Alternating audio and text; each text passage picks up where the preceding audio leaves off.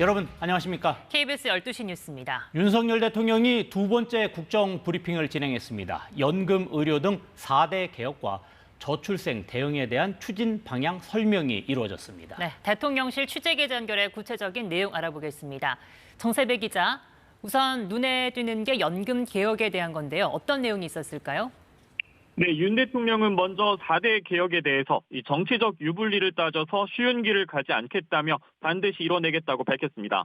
그러면서 먼저 연금 개혁에 대해 노인은 가난하고 청년은 믿지 못하는 현 제도를 근본적으로 개혁해야 한다고 말했습니다. 이를 위해 먼저 자동 안정장치를 도입해 장기 지속성을 확보하겠다고 했는데요. 또 국가의 지급 보장을 법으로 명문화해서 청년들에게 받을 수 있다는 확신을 심어주고 세대 간 보험료 인상 속도도 차등화할 필요가 있다고 말했습니다.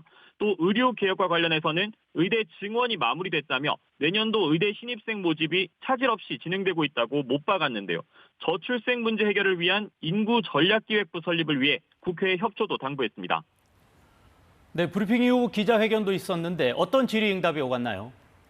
네, 윤 대통령은 우선 의대 증원 규모 조정에 대한 질문에는 의료계가 과학적이고 통일된 안을 제시하지 않는 한 기존대로 추진할 것을 확인했습니다. 또 한동훈 국민의힘 대표의 중재안으로 다시 논란이 불거진 이 당정 관계에 대해서는 전혀 문제 없다며 다양한 의견이 나오는 게 자유민주주의라고 말했는데요.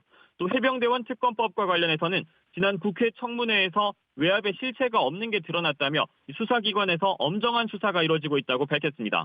윤 대통령은 이재명 대표와의 영수회담에 대해서는 여야 간 소통 정상화가 우선이란 입장을 재확인했는데요. 이 김건희 여사의 명품 가방에 대한 검찰 수사와 관련해서는 대통령으로서 특히 가족 수사에 대해 언급하지 않는 게 맞다는 입장만 밝혔습니다. 윤 대통령은 김 여사를 보좌할 제2부속실 설치에 대해서는 용산 대통령실 내에 마땅한 장소가 없다며 또 특별감찰관 문제에 대해서도 국회가 정해줘야 임명할 수 있다고 거듭 말했습니다.